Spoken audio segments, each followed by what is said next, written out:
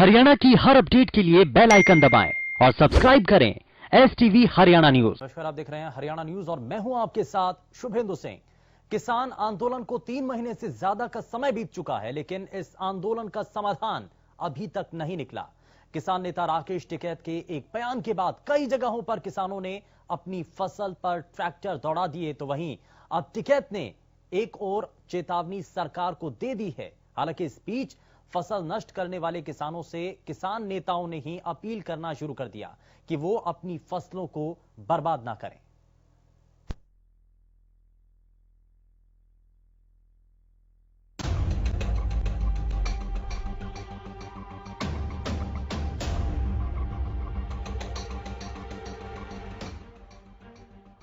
देखते ही देखते किसानों के आंदोलन को 92 दिन हो चुके हैं। ये आंदोलन कब खत्म होगा कोई नहीं जानता। किसान संगठनों और सरकार के बीच जो वार्ता का दौर चल रहा था वो भी पूरी तरह से टूट चुका है।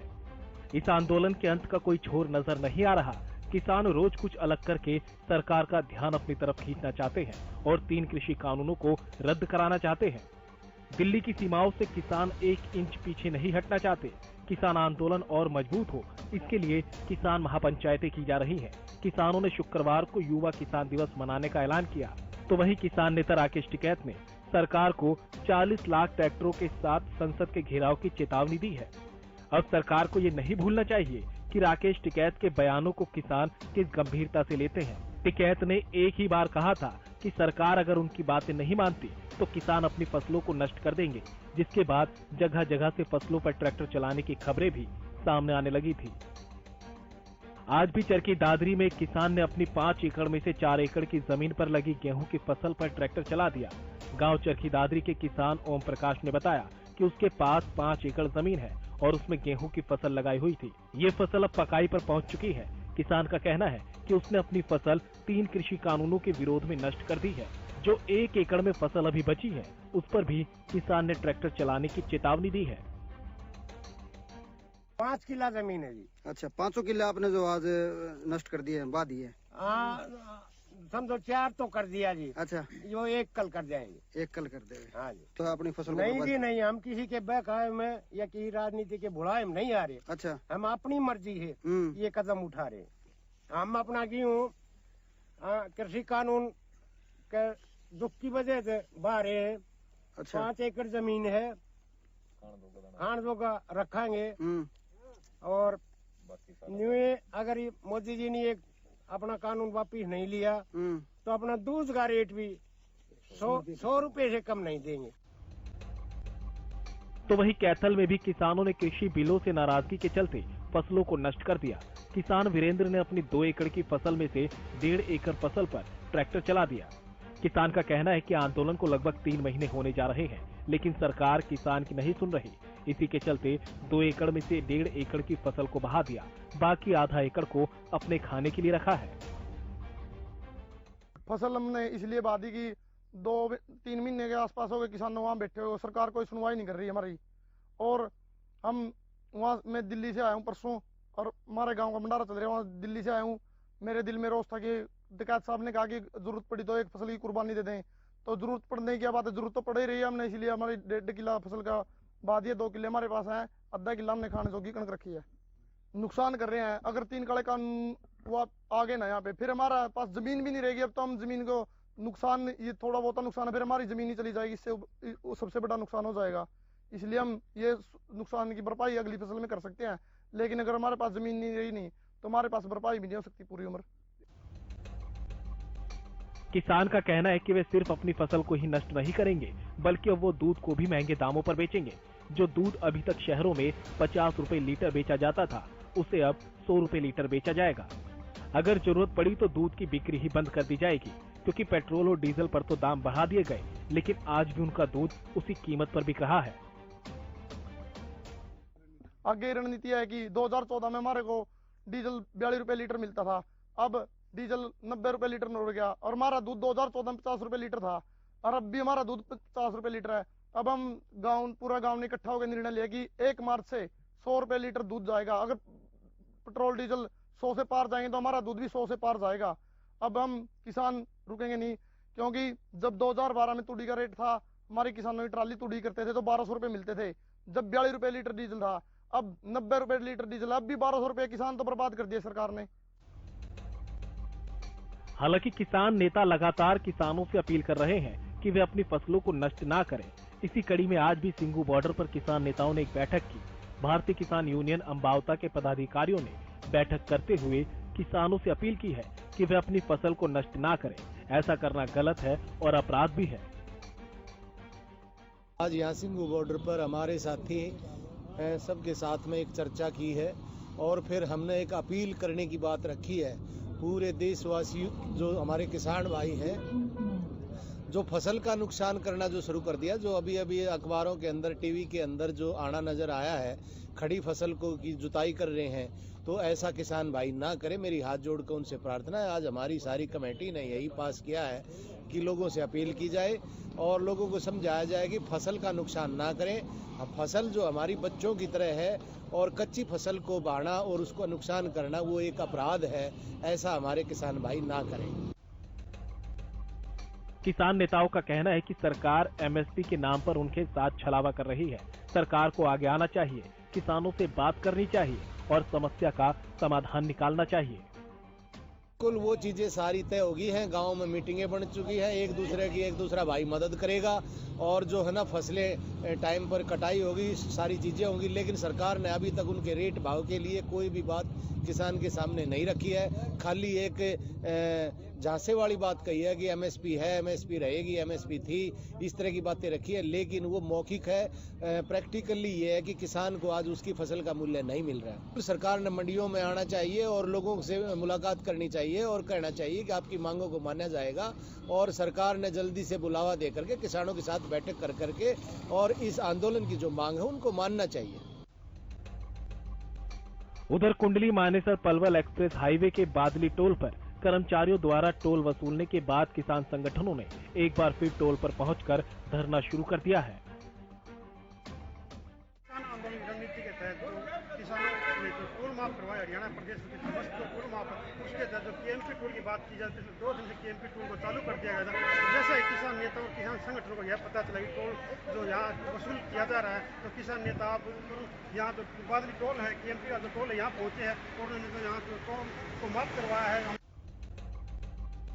किसान संगठनों के आह्वान पर पिछले लंबे समय से टोल फ्री रणनीति के तहत काम किया जा रहा है, लेकिन गुरुवार को केएमपी के बादली टोल पर कर्मचारियों ने जब टोल वसूलने का काम शुरू किया तो किसानों का गुस्सा भी आसमान पर पहुंच गया। किसानों का एक प्रतिनिधि मंडल ढांसा बॉर्डर से केएमपी टोल पर पहुंचा और कर्मचारियों से टोल फ्री करने का आह्वान किया। बाद में कर्मचारियों ने जब टोल फ्री नहीं किया तो किसान टोल के बीचों बीच बैठ गए और धरना शुरू कर दिया। किसानों के धरना शुरू करते ही पुलिस भी मौके पर पहुंची।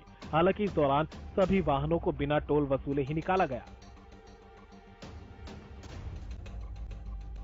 किसानों के आंदोलन को 3 महीने से भी ज्यादा का समय बीत गया है, लेकिन कृषि कानूनों पर किसी तरह का कोई समाधान निकलता ना दे अब किसान आंदोलन को और तेज और मजबूत करने में जुटे हैं।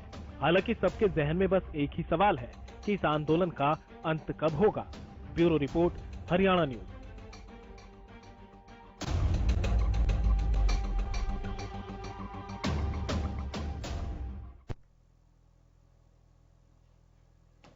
तो ये रिपोर्ट आपने देखी है और फसल बर्बादी को लेकर के बहुत सारे सवाल हैं, लेकिन अब किसानों की सरकार से उम्मीद है कि जल्द से जल्द इस पर कदम उठा सके।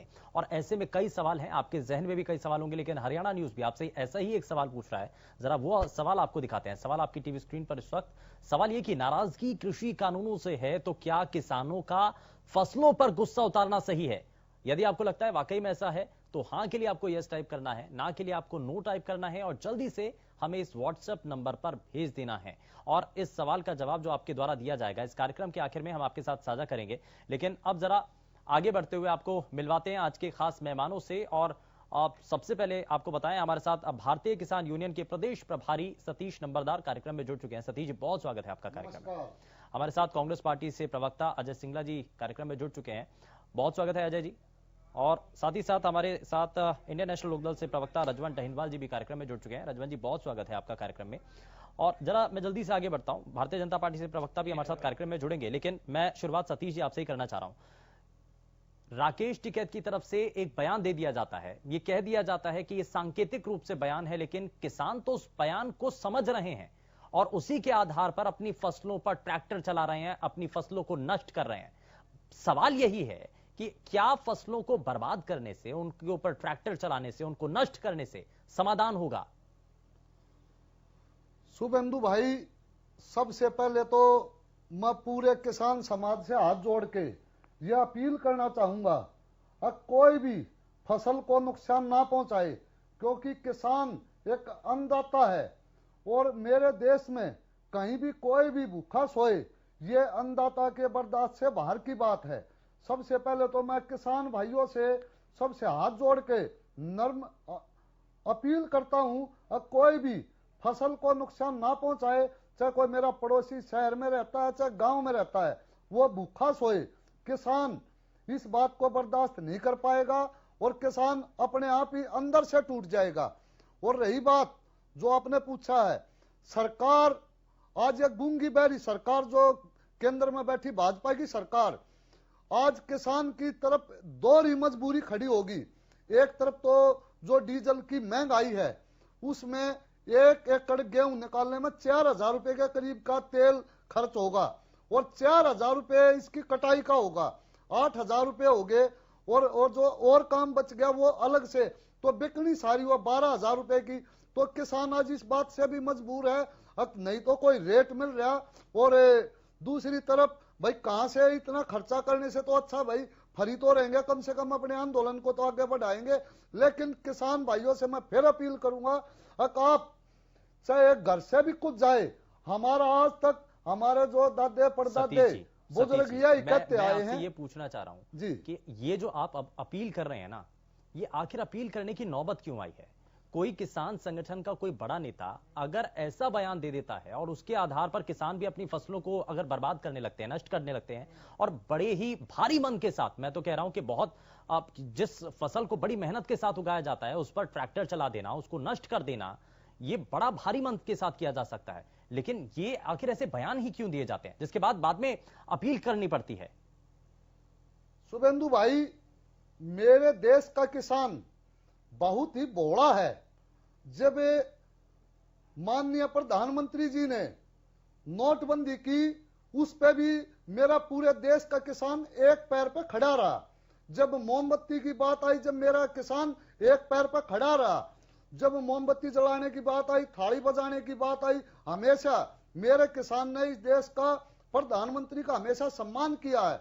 और आज जो मेरे टिकैत साहब ने ये बोला है, उन्होंने दिल से नहीं बोला, उन्होंने उनका जो दिल में आग लगी हुई है, जो किसानों की लुटती हुई सल्तनत है, जो लुटता हुआ घर है, किसानों को बेरोजगार होता हुआ वे देख रहे हैं, तो गुस्से में उन्होंने बोला। लेकिन बाद में उन्होंने भी कहा भाई ये फसल बाने की अभी जरूरत नहीं है, जब टाइम होगा जब देखा जाएगा।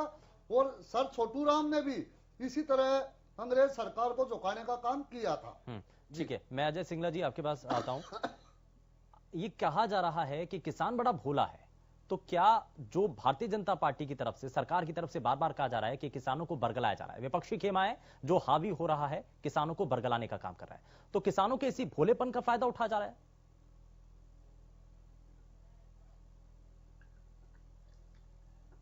भोले का मतलब ये नहीं कि वो नासमझ है। भोले का मतलब है कि वो अपना अच्छा बुरा जानता है और जल्दी विश्वास कर लेता है धोखेबाजों से। जो ये गूंगी बहरी निकम्मी घमंडी सरकार है ना, इसके ऊपर विश्वास करके वोट दे दी उनको, पछता रहे हैं, सोच रहे हैं क्या हुआ हमारे साथ। और जहां तक बात रही आदरणीय टिकैत साहब की, मैं तो उस पर क्या टिप्पणी करना चाहूंगा, लेकिन जहां तक मैंने सुना है वो उन्होंने गुस्से में एक सांकेतिक बात कही थी। और फसल किसान के बच्चों के बराबर है, पूरे देश को इसकी जरूरत है। तो हमारा कांग्रेस पार्टी का मानना है कि उसको बर्बाद करने से कुछ हासिल नहीं होगा। और तरीके देखें किसान भाई किस तरह से सरकार के साथ लड़ाई लड़नी है। और इस सरकार को समझाना है कि हम आंदोलनजीवी परजीवी नहीं हैं। हम तो इस सरकार को बनाने वाले लोग हैं, गलती कर बैठे हैं, अपनी गलती पर पछतावा करने वाले लोग हैं और अब अपने हकों के लिए, अपनी रोजी रोटी के लिए, अपनी जमीन के लिए लड़ाई लड़ रहे हैं।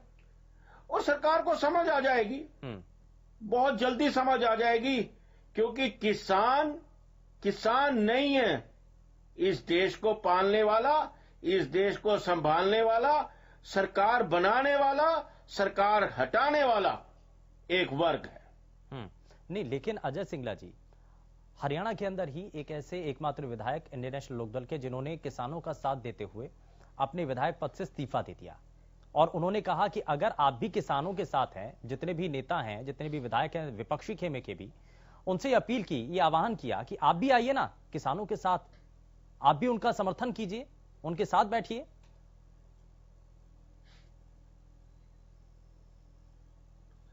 देखिए, उनकी राजनीति कोई नहीं समझ सकता। इंडियन नेशनल लोकदल अपने अस्तित्व की लड़ाई लड़ रही है। एकमात्र विधायक थे, उनके पास और कुछ चारा नहीं था अपने आप को फ्रंट लाइन पे लाने की कोशिश करने का, जो अब नहीं होना है और ना हो सकता है। हम लोग कांग्रेस पार्टी आदरणीय शैलजा जी के नेतृत्व में किसान भाइयों के साथ कंधे से कंधा मिलाकर चल रहे हैं। अब देखिए, प्रतिदिन किसान सम्मेलन कर रही है कांग्रेस पार्टी, महंगाई के खिलाफ, बेरोजगारी के खिलाफ प्रतिदिन संघर्ष कर रहे हैं। हम किसानों की हर मांग के साथ हैं, हम किसानों के साथ कंधे से कंधा मिलाकर खड़े हैं। हम विधानसभा में पूरी तरह से उनकी लड़ाई लड़ रहे हैं और अभी बिल लाने वाले हैं। इसलिए भाग जाना कोई समाधान नहीं है। इनको सबक सिखाना समाधान है, विधानसभा में, विधानसभा के बाद सड़कों पर। ठीक है रजवंत जी, ये अब जब मौका था लड़ाई लड़ने का, लेकिन अब तो आप भाग गए मैदान छोड़ करके। अब तो लड़ाई लड़नी थी किसानों को लेकर के विधानसभा के भीतर, लेकिन अब तो आपने इस्तीफा दे दिया।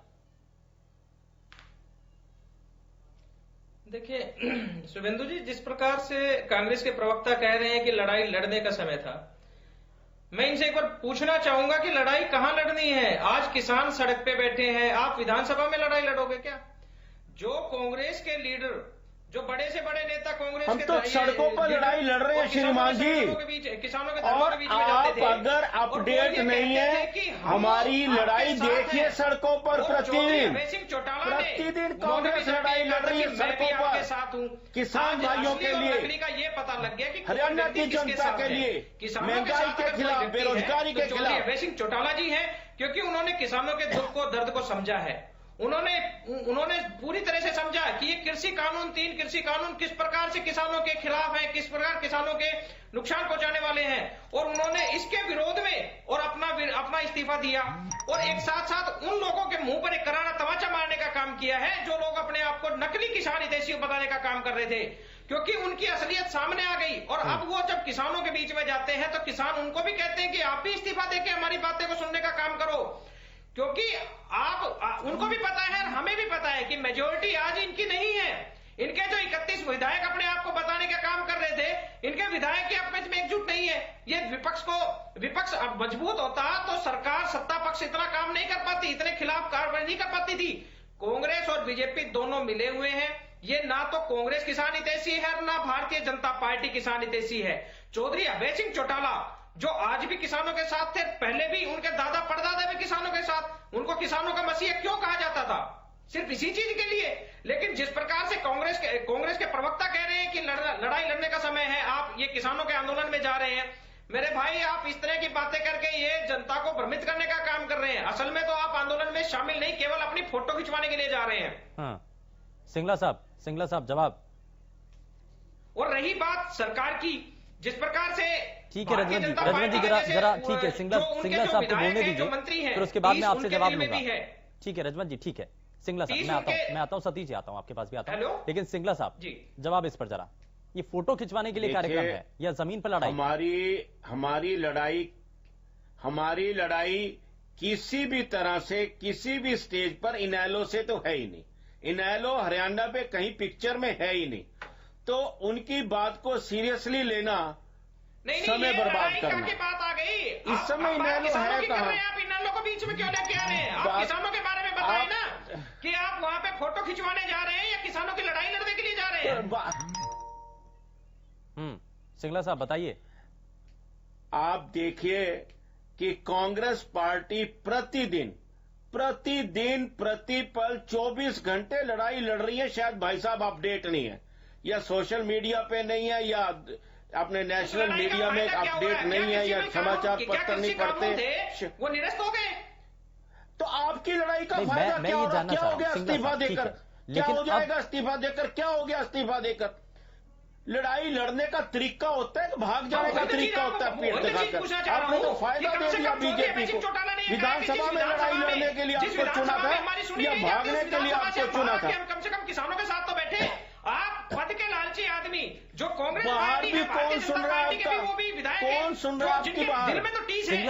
सिंगला साहब रजवंत जी ये कह रहे हैं कि आईएनएलडी ने अगर किसानों के समर्थन में, उनके नेता ये कहते थे कि वो शुरुआत से उनके साथ में हैं, तो उन्होंने अपने विधायक पद का इस्तीफा दे दिया और वो अपना पद छोड़ करके अब किसानों के साथ में आकर के उनके लिए लड़ाई लड़ रहे हैं, उनका ये कहना है। तो क्या ऐसा विपक्षी खेमों को नहीं करना चाहिए? जितने विधायक हैं सभी को एक साथ आकर के अगर वो इस्तीफा दें और किसानों के साथ आ जाएं तो किसानों की जो मजबूती है वो और ज्यादा बढ़ जाएगी।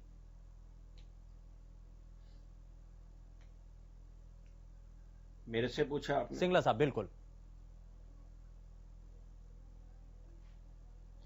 देखिए, लड़ाई लड़ने का तरीका होता है। आप इनेलो के पास कोई जन समर्थन है ही नहीं। इनेलो से किस बात का बात? मैं कहता हूं इनकी बात को सीरियसली लेना ही नहीं चाहिए। कांग्रेस एक अपने आप में जमात है, कांग्रेस का एक अपना अस्तित्व है, कांग्रेस का लड़ने का ढंग है, कांग्रेस की विचारधारा है, उस हिसाब से कांग्रेस चल रही है, कांग्रेस की अपनी प्लानिंग है। हम इनेलो से अपने आप को कंपेयर क्यों करें? और आप क्यों चाहते हैं हम इनेलो से अपने आप को कंपेयर करें? आप उनको तरीका सही बताएं ना, ताकि ये कानून निरस्त हो जाए। हमें अपना क्रेडिट लेने की बात नहीं है, हम चाहते हैं कि कानून निरस्त हो जाए, किसानों को उनका हक मिले, उनका अधिकार मिले। हाँ, लेकिन सिंगला साहब एक चीज यहां पर यह भी है कि अगर आप कहते हैं कि आप किसानों के साथ हैं, ठीक है, अगर आप ये मान रहे हैं कि आप किसानों के साथ हैं, फसल नष्ट करना क्या सही है? आपको लगता है कि इसमें किसानों का फायदा होना है या सरकार के ऊपर दबाव बनेगा अगर किसान अपनी फसल को नष्ट करेगा तो?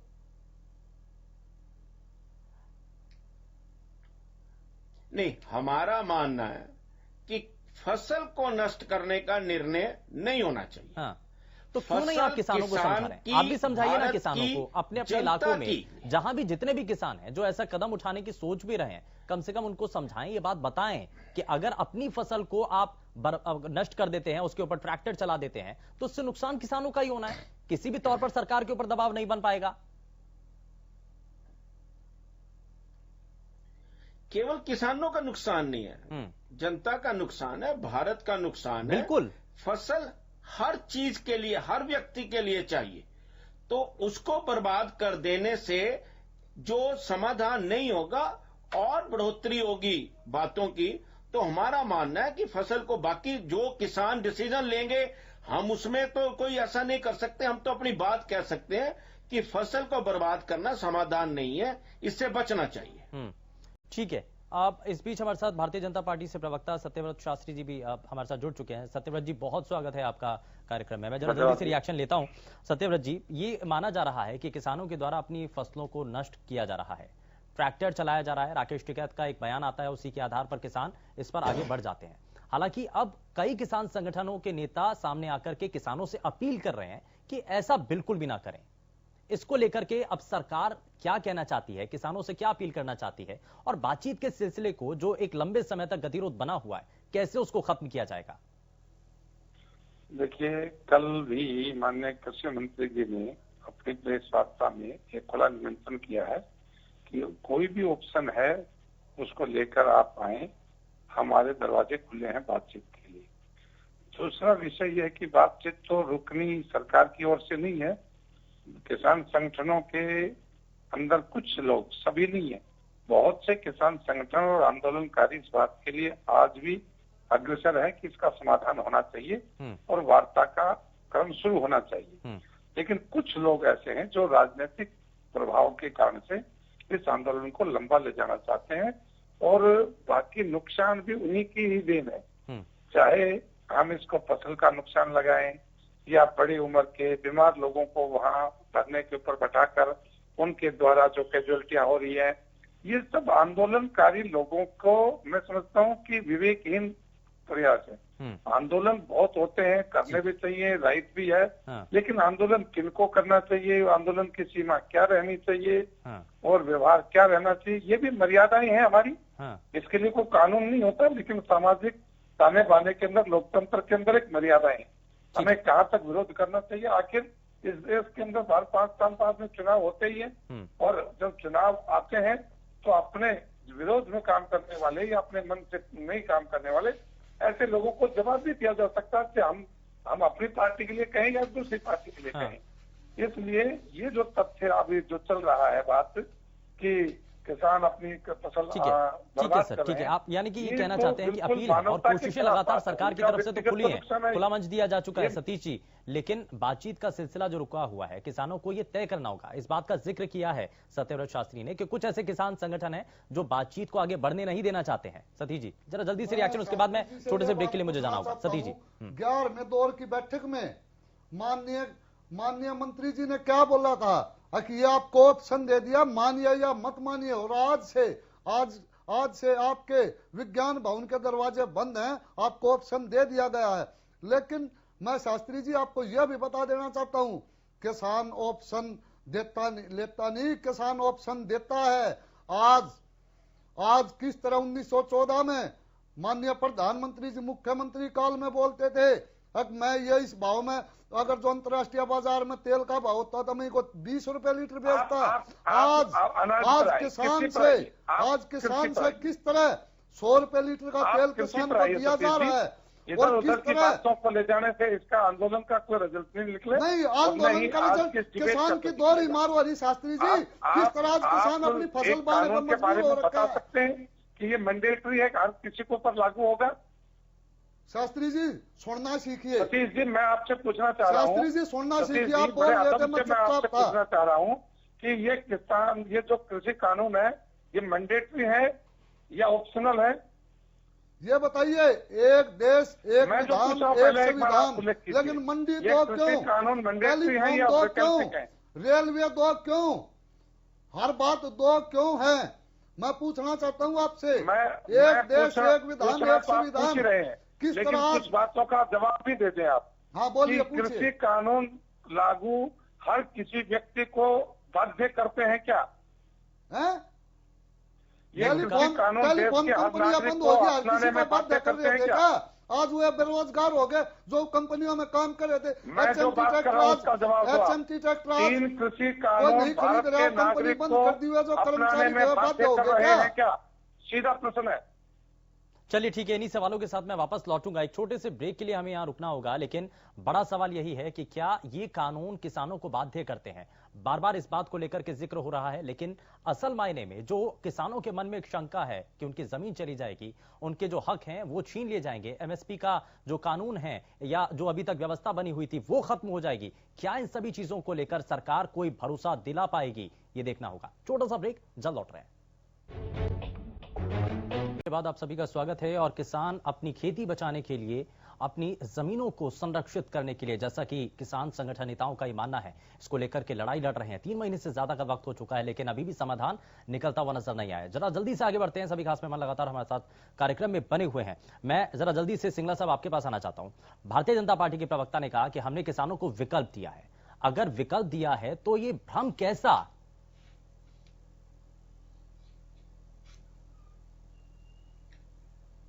शुरू से ही भारतीय जनता पार्टी, उनके नेता, उनके कार्यकर्ता इस आंदोलन को बदनाम करने पे लगे, इसको राजनीतिक रूप देने में लगे।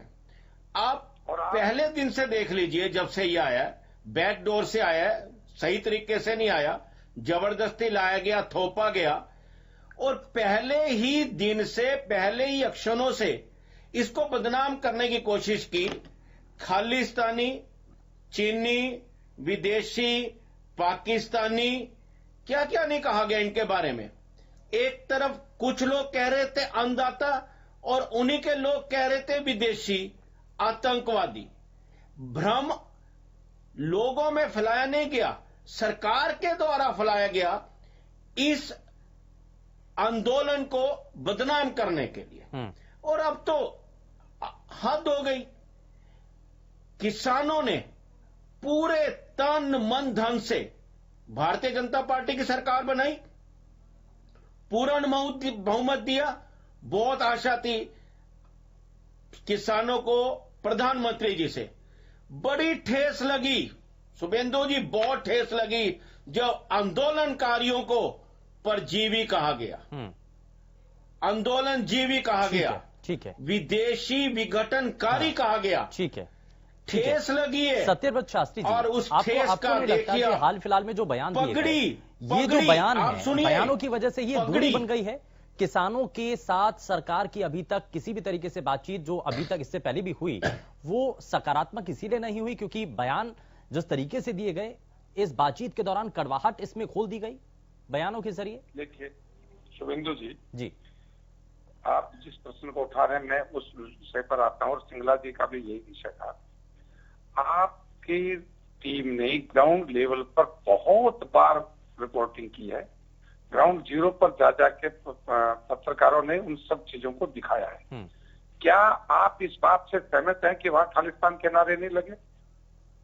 क्या आप इस बात से सहमत हैं कि विदेशी फंडिंग नहीं हो रही? क्या आप इस बात से मानते हैं कि चल रही है कि कहीं खालिस्तान के नारे लग जाए, उनको अरेस्ट न कर पाए?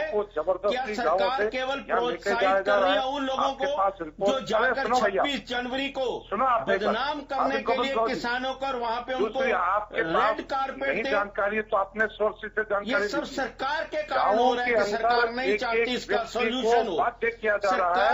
आज जिस किसान की मौत हुई है कल, भगा दो, 2 दिन पहले डरा दो, अपने पोते को बदनाम लेकर कर दो आया, और किसी तरह से राज्य किसान आंदोलन कर दो, इनको खत्म कर दो, इनको किसानों को।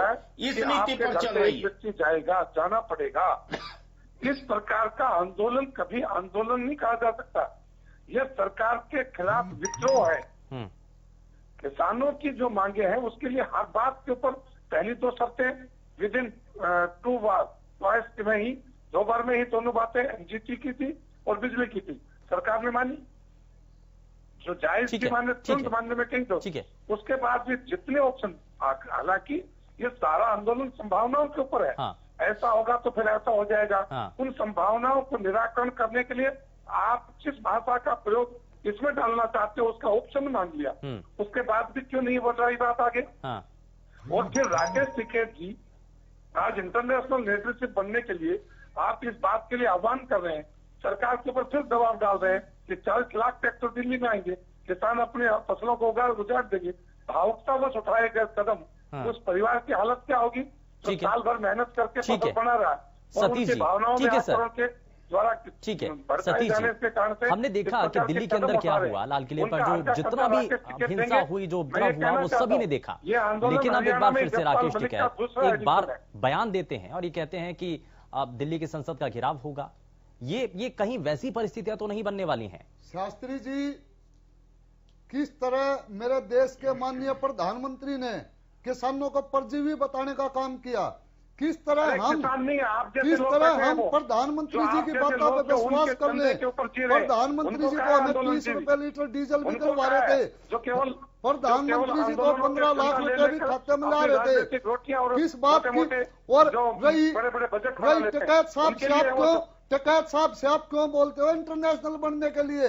मेरे देश के माननीय प्रधानमंत्री ने अंतर्राष्ट्रीय बनने के लिए पूरे के पूरे देश को बेचने का काम किया जा रहा है।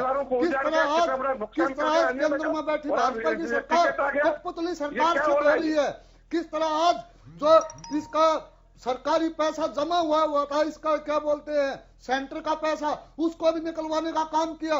और पिछली सरकार में जो हमारा 84 लाख करोड़ रुपया देश पर कर्जा था, वो आज 1,65,000 करोड़ से ऊपर हर आदमी पर कर्जा चढ़ चुका है। किस तरह मेरे देश के प्रधानमंत्री ने विदेशों में घूम के ये बताने के लिए घर घर मोदी हर हर मोदी का नारा प्रचलित करने के लिए अरे आप लोगों ने तो वो काम किया है। आप बताइए किसानों, आप लोगों ने तो वो काम किया जो हर हर महादेव के नारे को भी हर हर मोदी कर दिया घर में। आप इस देश का कभी भला नहीं कर सकते। आपकी पार्टी, आपकी सरकार, आप पूंजीपतियों की सरकार है। जवाब ले लेते हैं, आप झूठ के रजवन जी आता हूं। शुभेंदु जी, आप इस डिबेट को इस आधार पर लिए, आपने विराम से पहले, ब्रेक से पहले बात कही भी थी जी सत्यव्रत जी। इनसे बात पूछिए कि क्या तीनों कृषि कानूनों को मानने के लिए किसान बाध्य है क्या? नहीं, लेकिन अब संसद घेराव की बात की है तो अब पहले की चीजें देख करके सरकार इस पर क्या विचार कर रही है? देखो, सरकार का विषय तो सरकार पर करेंगे, हम नीतिगत बात कर रहे हैं। वो जब सरकार पे विषय आएगा तो वो रखेंगे। मैं तो केवल नीतिगत बात और जो कानून सम्मत बात है, जिन कृषि कानूनों के बारे में चर्चा है, कानून व्यवस्था का विषय अलग होता है, वो लोग इस कानून को विषय को देखेंगे। ठीक है, लेकिन निश्चित तौर के ऊपर ये जो आंदोलन है, अब किसान आंदोलन की बजाय आप फिर इस प्रतिद्वंदी लोग ये कहेंगे आपके बयान ऐसे हैं, आप ऐसे हैं, किस प्रकार का आह्वान हो रहा है, ठीक है, प्रतिक्रिया आ रही है। आज देख रहे होंगे आज ये परजीवी है, विदेशी फंडिंग से गेहूं की फसल को खराब करने का काम किया जा रहा है। ये भी बता दो कौन से देश से पैसा आया है। नहीं किया होगा यहाँ बुलाने के लिए, इसके ऊपर जब जांच आयोग बैठाया जाए। चलिए मैं इस पर मैं बात करूंगा, मैं इस पर बात करूंगा। ठीक है सत्यव्रत जी, ठीक है। क्यों उनको लेकर आया गया? कौन घोटाला, फलाना घोटाला, दबड़ा घोटाला। एक बार हम माननीय मोदी साहब की बात पर भरोसा करके देख चुके हैं। हम अब प्रधानमंत्री की किसी बात पर भी भरोसा नहीं करेंगे। अरे आप किसी पर भी नहीं करोगे, आपको प्रधानमंत्री बना देंगे। 1,40,6,000 रुपए के लिए बातें कर रहे हैं। ठीक है, रजवन जी को जरा कार्यक्रम में शामिल करते हैं। रजवन जी कुछ कहना चाह रहे हैं? ठीक है सत्यव्रत जी, ठीक है सत्यव्रत जी, ठीक है रजवन जी। आपको देश के कानून पर भरोसा है, न्याय व्यवस्था पर भरोसा है। बीजेपी के प्रवक्ता जो बात कह रहे हैं ना, कोई ऐसी इकाई बची है? सरकार तो उससे स्पष्ट हो रहा है, सरकार घमंड में है, पूरे घमंड में चूर है। जो एक फोन कॉल की कहते थे कि किसान और हमारे में बीच में एक फोन कॉल की दूरी है, वो आज तक वो एक फोन कॉल की दूरी आज भी बरकरार है। किसान अपने घरों को छोड़ के सड़क पर बैठे हैं और सरकार ये कह रही है कि वो आए, हमारे दरवाजे खुले हैं, वो हमारे से आके बात करें। अगर सरकार किसानों का हितैषी होती, कुछ उनका भला सोचती, उनको घर भेजना चाहती, तो कम से कम क्या सरकार का कोई नुमाइंदा उनसे जाके बातचीत करने को तैयार नहीं होते? यहाँ पे जिस प्रकार भारतीय जनता पार्टी के प्रवक्ता कह रहे हैं ये किसानों के, ये कृषि ये कानून है, ये किसानों के हितैषी है, ये पर खुद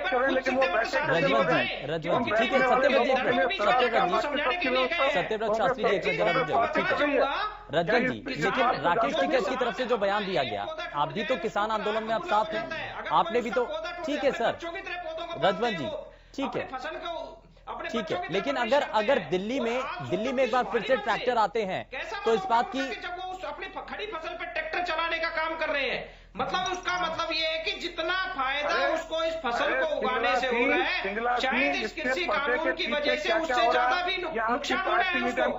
तो सोच रहे हैं कि सरकार को कैसे चेताया जाए, तो सरकार को चेताने का काम कर रहा है। इससे पहले धरना भी किया, अनशन भी किया, लगातार वो 3 महीने से ज्यादा यहाँ पे धरने पर बैठे हैं। कड़कती गर्मी में शुरू किया था, ठंड निकल गई, अब दोबारा गर्मी आने को हो गई। लेकिन रजवन दहिंबाजी और ये किसानों को प्रदोषण कर रही है कि वो खाली सत्यव्रत जी एक मिनट जरा सुनिए, सत्यव्रत शास्त्री जी एक मिनट जरा रुकिए। रजवन जी अगर आप दिल्ली के अंदर एक बार फिर से किसान कूच करते हैं, ट्रैक्टर एक बार फिर से दाखिल होते हैं, संसद का घेराव किया जाता है, जो राकेश टिकैत कह रहे हैं अपने बयान के जरिए, तो इसमें राजनीतिक दल भी तो शामिल है, यानी कि आप भी तो शामिल हैं। विधायक पद से इस्तीफा दे दिया अभय चौटाला ने, लेकिन वो भी तो समर्थन कर रहे हैं ना। देखिए, यानी कि राजनीतिक दल, मैं शुभेंदु जी यही चीज आपको बताना चाह रहा हूं। राजनीतिक दल का आप किससे जोड़ रहे देख रहे हैं? कोई भी राजनीतिक दल का व्यक्ति है, भारतीय जनता पार्टी के चंद लोगों को अगर वो कृषि से जुड़े हुए वो तो है, उसके अलावा तो सारे हमारे आदमी जो भी है, राजनेता है या किसी न किसी रूप से किसानी से जुड़े हुए हैं। हाँ। ये जो कृषि कानून है ये किसानी को बचाने के लिए, इनसे कृषि को बचाना है, हाँ। किसानी को बचाने के लिए ये अपने संघर्ष कर रहे हैं। और ये जो पूंजीपति घराने हैं इनको कृषि वालों से, किसानों से कोई मतलब नहीं है। यहाँ पे लड़ाई सरकार के खिलाफ नहीं है, ये किसानी को बचाने की लड़ाई लड़ी जा रही है। अरे ठीक है, ठीक है, आप इतना बता दो ना, ये कानून मानने के लिए किसान बाध्य है क्या? ठीक है, मैं जरा सिंगला साहब, ठीक है रजमत जी, ठीक है सत्यव्रत जी, एक मिनट जरा मैं जवाब दूंगा। लेकिन सिंगला साहब अगर एक बार फिर से दिल्ली में ट्रैक्टर आते हैं तो जिम्मेदार कौन होगा? सरकार को पहले से ही तय करना होगा या किसानों को सुनिश्चित करना होगा? अपने गाँव में, मोहल्ले में आप उनको ठीक है रजमत जी, ठीक है, ठीक है। सिंगला साहब जरा जवाब, सिंगला साहब जवाब। आप टीवी चैनल ठीक है रजमत जी, रजमत दहीमाल जी, रजमत जी डायरेक्टर, ठीक है। सत्यव्रत शास्त्री जी, एक मिनट में वापस आता हूँ सर, सतीश जाऊंगा। दायरे में एक भी आंदोलनकारी नहीं है। ठीक है, अजय सिंगला साहब। शास्त्री जी आप कह रहे ना भरोसा टूट गया लोगों का। ये ठीक है कि प्रजातंत्र है हमारा एक संविधान है कि 5 वर्ष बाद चुनाव होने हैं। आज आप चुनाव करवा के देख लीजिए, दूध का दूध पानी का पानी हो जाएगा। आप कहते हैं ना कि विश्वास करो, विश्वास तो जनता ने नोटबंदी पे भी किया था, क्या हुआ? बर्बादी। विश्वास तो अनप्लान जीएसटी पे भी किया था, क्या हुआ? बर्बादी। विश्वास तो अनप्लान लॉकडाउन पे भी क्या हुआ? बर्बादी। विश्वास टूटा है, आपने विश्वास को तोड़ा है। किसान, मजदूर, व्यापारी, हर वक्त का विश्वास आपने तोड़ा है। आपकी सरकार हरियाणा में अल्पमत में है, उसका भी विश्वास टूटा है। अब की बार 75 बार, अब की बार यमुना पार कुर्सी के लिए बन गए यार धोखेबाज सरकार। बिल्कुल मक्कारी पे हैं आप लोग। आप लोगों ने भारत की जनता का विश्वास तोड़ा है, किसान का विश्वास तोड़ा है, मजदूर का विश्वास तोड़ा है, व्यापारी का विश्वास तोड़ा है, हर वर्ग की कमर तोड़ के रख दिया आपने। और महंगाई की चरम सीमा पे होने के बाद रोजी रोटी के लाले पड़ गए। आप विश्वास की बात करते हैं, आप अन्नदाताओं को विदेशी विघटनकारी कहते हैं, विश्वास की बात करते हैं। भरोसा तोड़ दिया आपने प्रजातंत्र का। एक इमरजेंसी लगाई हुई है, जो बोलते हैं उसके ऊपर सीबीआई की रेड, जो बोलते हैं उसके ऊपर ईडी की रेड, जो बोलते हैं उसके ऊपर इनकम टैक्स की रेड। ये सरकार पूरी तरह से सरकार बेनकाब हो चुकी है और जनता इसका जवाब देने के लिए तैयार बैठी है। ठीक है सर, ठीक है सिंगला साहब, ठीक है। सत्यव्रत जी बहुत शुक्रिया, आप जुड़े हमारे साथ कार्यक्रम में, आपने अपना समय दिया। लेकिन मैं जरा सतीश जी आपके पास आना चाहता हूं। मैं ये, क्योंकि ये सत्यव्रत शास्त्री जो कि भारतीय जनता पार्टी से प्रवक्ता हमारे साथ कार्यक्रम में जुड़े रहे, उन्होंने कहा कि कुछ एक किसान संगठन ऐसे हैं जो कि बातचीत के सिलसिले को आगे बढ़ने नहीं देना चाहते हैं। वो चाहते हैं कि ये आंदोलन आगे बढ़े और उनकी जो दूसरे राजनीतिक दल हैं उनकी राजनीतिक जमीन उस पर बनी रहे। तो क्या ऐसे संगठनों को चिन्हित किया जा रहा है, उनको थोड़ा सा साइडलाइन किया जाए ताकि बातचीत का जो गतिरोध है अभी तक जो बना हुआ था, वो बातचीत का सिलसिला इस गतिरोध को खत्म करते हुए आगे बढ़ पाए?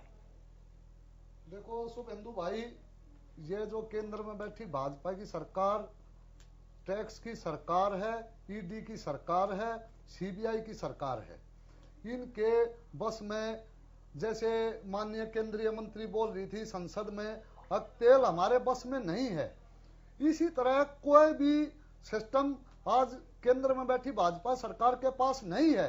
इनके पास सिर्फ ये 3 सिस्टम है, टैक्स बढ़ाना, लोगों को बरगलाना और हर वो काम करना जो लोगों के हृदय में चोट पहुंचने वाली है। आप ये किसान आज खून के आंसू रो के अपनी फसल पाने का काम कर रहा है, कोई खुशी से ये काम नहीं कर रहा। और आपको 40 लाख ट्रैक्टरों का भी जवाब मैं दे दूं, 40 लाख ट्रैक्टर दिल्ली में आएंगे और इसकी जिम्मेवार तोड़ फोड़ की केंद्र में बैठी भाजपा की सरकार होगी। 40% टैक्स केंद्र में बैठी भाजपा सरकार लेकिन लॉ एंड ऑर्डर अगर खराब होता है, वैट लेती है। आप ये खुले मंच पर ये कह रहे हैं, सोशल मीडिया और तमाम चीजों को लेकर के तो अलग अलग बयान सामने आते हैं, लेकिन आप न्यूज चैनल पर, प्लेटफॉर्म पर आप कह रहे हैं कि तोड़फोड़ होती है तो इसकी जिम्मेदार सरकार होगी। 26 तारीख को भी शुभेंदु जो आपने देखा होगा जो किस तरह केंद्र में बैठी भाजपा की सरकार की साजिश सामने आई, जो भी वहां तिरंगा झंडा और वो अपमान की बात थी, हमने पूरे देश से माफी मांगी और वे बीजेपी के कार्यकर्ता निकलने इससे पहले देखा गया 26 जनवरी को जो कुछ हुआ, दिल्ली में जो भी हुआ वो सब कुछ देखा गया। लेकिन ऐसा सब कुछ देखने के बावजूद आप ये कह रहे हैं कि एक बार फिर से इतने लाखों क्या में इसके की संख्या लिए में ट्रक किसान चलाएंगे? जिम्मेवार है? शुभेंदु जी, क्या इसके लिए किसान जिम्मेवार है कि सरकार जिम्मेवार है? सर तोड़फोड़ की बात होगी तो जिम्मेवार है इसके लिए? सर तोड़फोड़ के लिए बढ़ावा देना क्या सही है? सीधे तौर पे केंद्रीय सरकार जिम्मेवार है, गृह मंत्रालय जिम्मेवार है, दिल्ली पुलिस जिम्मेवार है, उनकी अनप्लानिंग जिम्मेवार है। वे भी गांधीवादी के रास्ते पर चलते हुए अपना आंदोलन करेंगे। आज बंगाल में माननीय ममता बनर्जी ये बोलती है कि भाई मैं सुरक्षा देने में असमर्थ हूं, लेकिन वहां जाते हैं, वहां जो बैरिकेड तोड़ने का काम होता है वो तो भाजपा वाले का जन्मसिद्ध अधिकार है, और जो दिल्ली में किसान बॉर्डर पर बैठा है तो वो आतंकवादी का लाने का काम ये केंद्र में बैठी भाजपा सरकार करती है। चलिए ठीक है, जरा इन सवालों का जवाब भी ले लेते हैं। भारतीय जनता पार्टी से प्रवक्ता विजेंद्र नेहरा हमारे साथ इस बीच कार्यक्रम में जुड़ चुके हैं। विजेंद्र जी, बहुत स्वागत है, बहुत देरी से आप जुड़े हैं, लेकिन यहाँ इस दौरान इस समय विजेंद्र जी कई सवाल उठे हैं। बात यह भी है कि जब लाखों की संख्या में एक बार फिर से ट्रैक्टर अगर दिल्ली के अंदर दाखिल होते हैं तो लॉ एंड ऑर्डर की स्थिति संभालना सरकार की जिम्मेदारी है, और किसान यहां पर ये साफ कह रहे हैं कि अगर कोई भी इसमें कुछ गलत होता है तो जवाबदेही सरकार की है। तो क्या ट्रैक्टरों को आने की अनुमति होगी? देखिए शुभेंदु जी, आपको मेरी आवाज आ रही है? जी बिल्कुल, बताइए।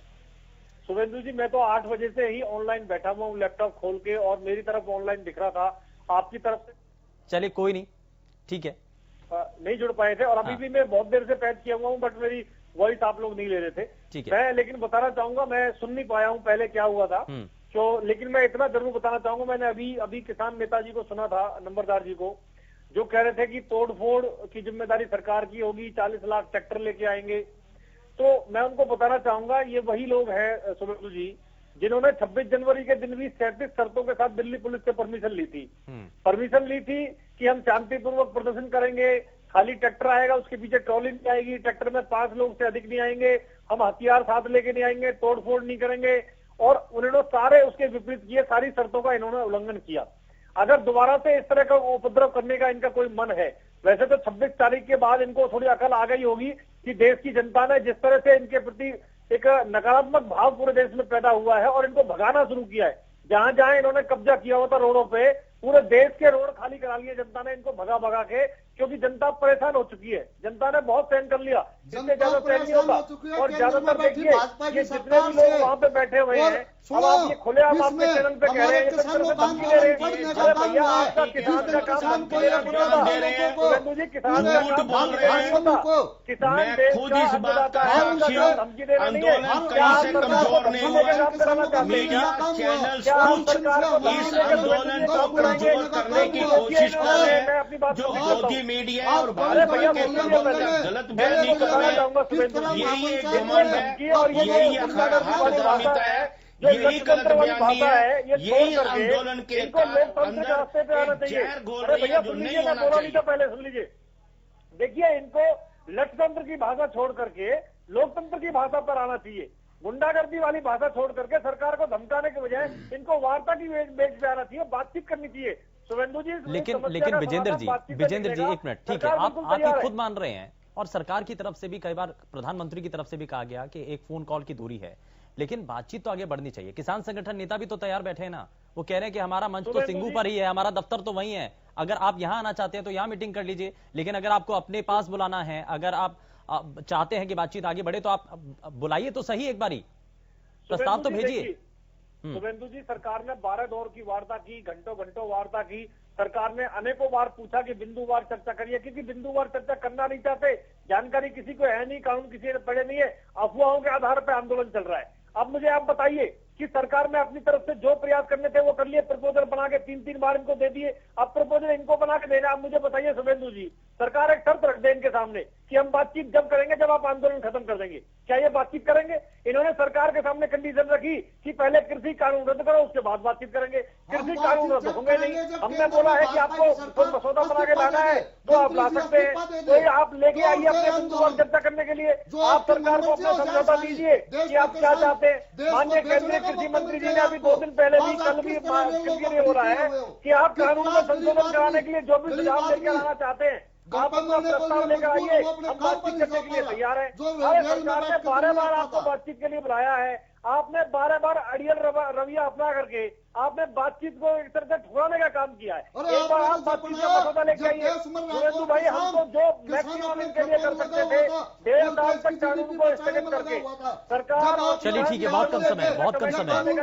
ठीक है सर, ठीक है। रजवन जी जरा जल्दी से रिएक्शन। अब ये भी कहा जा रहा है कि अब बातचीत तभी होगी जब पहले किसान अपने इस आंदोलन को खत्म कर लें। रजवन जी देखिए, मैं सिंगल साहब आता हूं। सरकार से भारतीय जनता पार्टी के प्रवक्ता ये अपनी शर्तें थोप रहे हैं। मैं उसके साथ साथ एक चीज और भी बताना आपको चाहूंगा कि अभी भाई विजेंद्र नेहरा जी कह रहे थे कि लोग इनके विरोध में हो गए। लोग इनके विरोध में नहीं हुए। ये आंदोलन आज भी जन आंदोलन था, पहले भी जन आंदोलन है। और आज एक सबसे बड़ी बात ये चीज आ रही कि जिन लोगों ने विरोध किया वो आम आदमी नहीं थे, वो भारतीय जनता पार्टी के कार्यकर्ता थे। मैं इस चीज का ताजा उदाहरण दे सकता हूं, एग्जांपल दे सकता हूं। ठीक है सर, ठीक है। यानी कि जिन लोगों ने विरोध किया अलग अलग धरना स्थलों पर आकर के, वो सभी लोग बीजेपी के लोग थे, ये रजवन जी का कहना है। ठीक है सर, ठीक है। सिंगल साहब जल्दी से रिएक्शन। जो किसानों के साथ, और वो किसान केवल उस झगड़े से बचने के लिए अपना पीछे हटने का काम किया था, क्योंकि वो चाहते थे कि हमें पहले भी बदनाम किया गया था। 26 तारीख के नाम पर हमें पहले भी जब बदनाम किया गया था, और अगर हम दोबारा कोई इस तरह की घटना करेंगे शुभेंदु जी, टकराव की स्थिति पैदा होगी। ठीक है रजवन जी, ठीक है। बहुत कम समय सर, बहुत कम समय। जनता पार्टी के जो सिंगला साहब, यही कहीं ना कहीं साधनों को खराब करने की कोशिश करते हैं। झूठ है। हाँ, इनको चुप कराइए आप। चुप हो गए सर, आप बताइए। ये पूर्ण रूप से झूठ है कि ये आंदोलन कहीं कमजोर हुआ है। बाई चांस किसी काम के सिलसिले में मैं कल दिल्ली गया था, 10 से 12 किलोमीटर के दायरे में आज भी किसान सिंधु बॉर्डर पर बैठे आज भी डटे हुए हैं किसान। ये तस्वीर है। ठीक है, ठीक है सर, ठीक है। बहुत शुक्रिया सभी खास मेहमानों का कार्यक्रम में शामिल होने के लिए। समय इजाजत नहीं देता आगे बढ़ने के लिए, लेकिन जाने से पहले जरा आज का सवाल जो कार्यक्रम की शुरुआत में हमने आपके सामने रखा था, जरा एक बार फिर से आपको वो सवाल दिखा देते हैं। सवाल ये था कि नाराजगी कृषि कानूनों से है तो क्या किसानों का फसलों पर गुस्सा उतारना सही है? हाँ और ना में आपको अपना जवाब देना था। जरा दिखाते हैं। 45% लोगों की तरफ से हाँ में इस पर जवाब दिया गया और 55% लोगों की तरफ से ना में इस पर अपना जवाब दिया गया है। तो ये आज के सवाल का जवाब जो आप सभी के द्वारा दिया गया, लेकिन सभी को उम्मीद है कि सरकार इस मसले का समाधान जल्द से जल्द करे और किसानों की बातों को सुन सके। फिलहाल के लिए बस इतना ही। नमस्कार।